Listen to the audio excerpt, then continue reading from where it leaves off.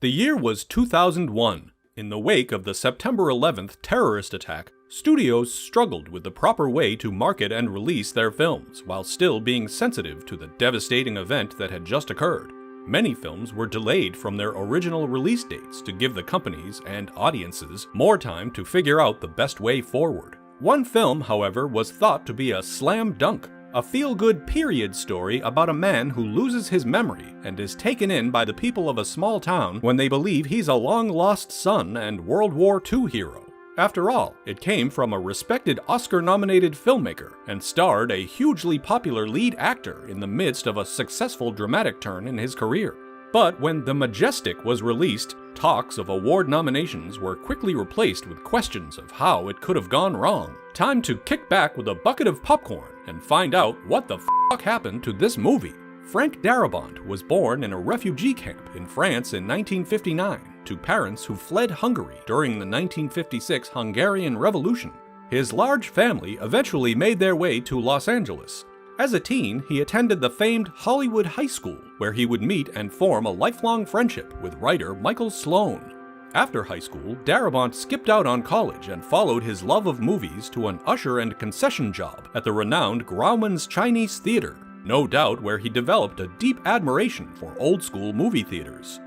Darabont would kick off his own movie career as a production assistant on films like Hell Night and The Seduction, before writing and directing the 1983 short film The Woman in the Room, adapted from Stephen King's short story. After receiving a request letter from Darabont, King granted permission to use the material as part of his Dollar Baby initiative, which allows students and aspiring filmmakers to adapt one of his short stories for just $1. Darabont's effort proved a success, as the short film was a semi-finalist at that year's Academy Awards. Although Darabont later said he was unhappy with how that film turned out, King was not, and gave Darabont the rights to another of his short stories, Rita Hayworth and Shawshank Redemption. After making his feature directorial debut with the 1990 TV movie Buried Alive, Darabont went on to write for the Young Indiana Jones Chronicles before finally getting time to adapt the now titled The Shawshank Redemption.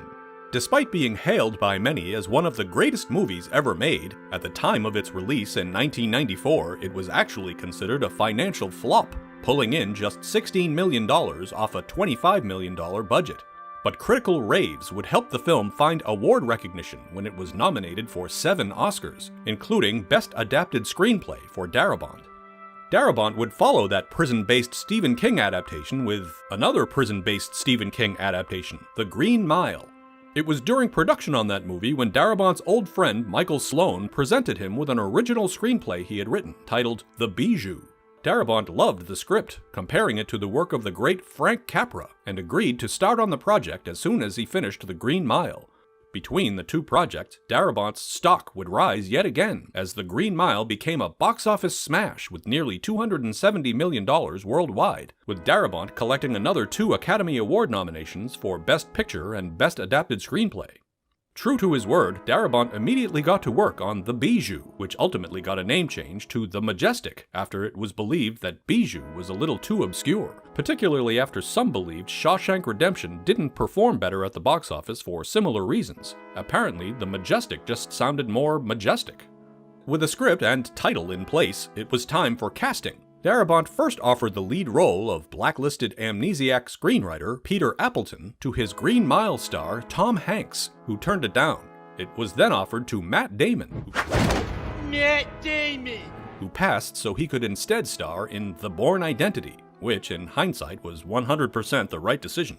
Damon would still remain involved in some way, providing his voice for a farewell letter read during the film's emotional third act. Jim Carrey was a stand-up comedian who would gain national attention on the hit sketch comedy series In Living Color, before striking gold on the big screen in 1994 with 3 movies that are now considered comedy classics: Ace Ventura, The Mask, and Dumb and Dumber.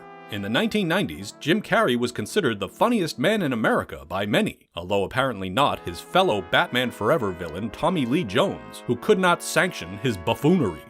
It might seem hard to believe now, but Carrey's leading man success made him the first actor to ever collect a $20 million payday, even if that was for Ben Stiller's underperforming and underappreciated black comedy, The Cable Guy. which did at least demonstrate that Carrey could be effective in darker and more dramatic roles.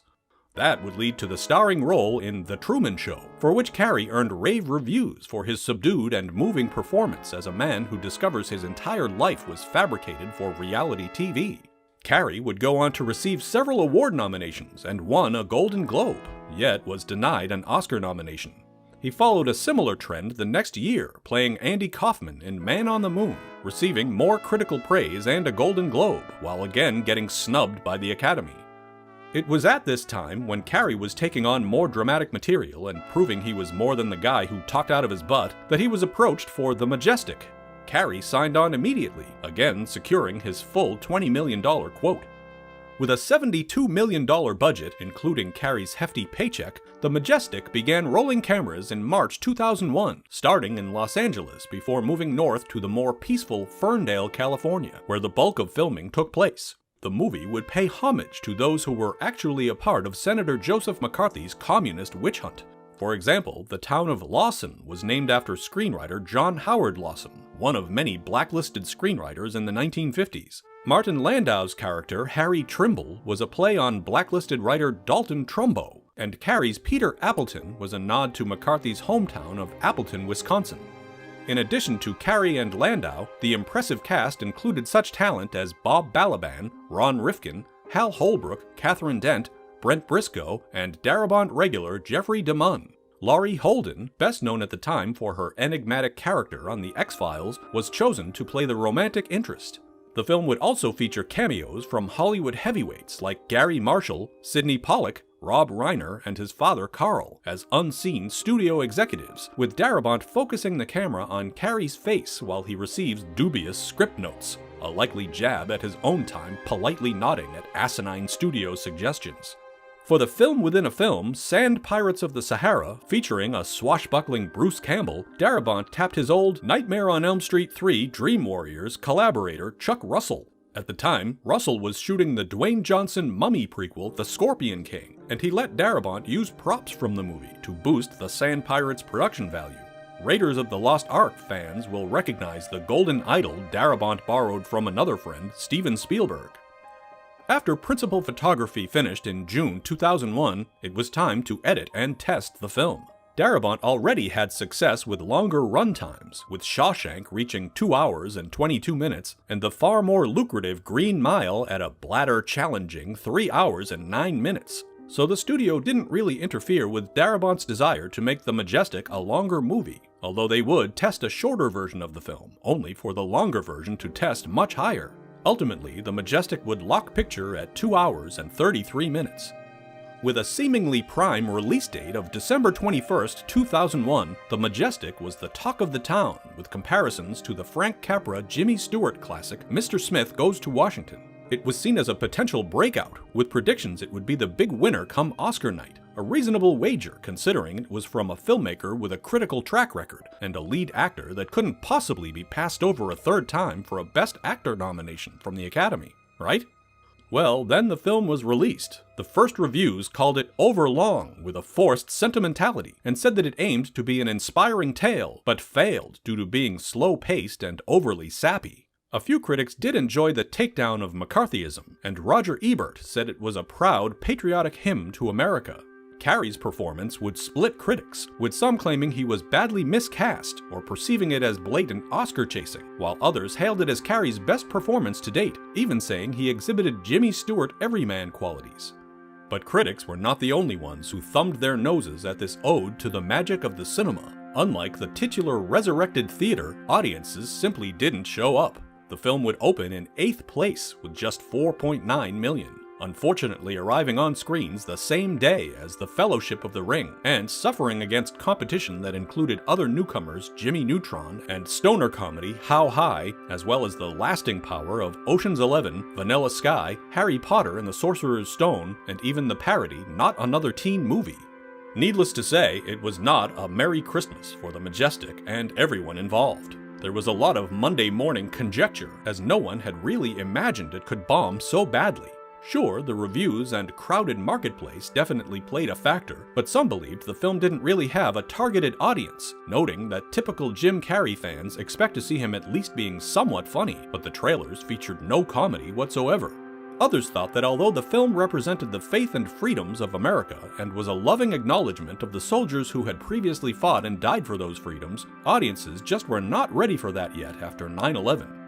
With any hope for awards or box office success completely smothered, Warner Bros. Essentially dumped the picture for international release, where it made less than $10 million, finishing with a worldwide total of $37 million, barely half its considerable cost.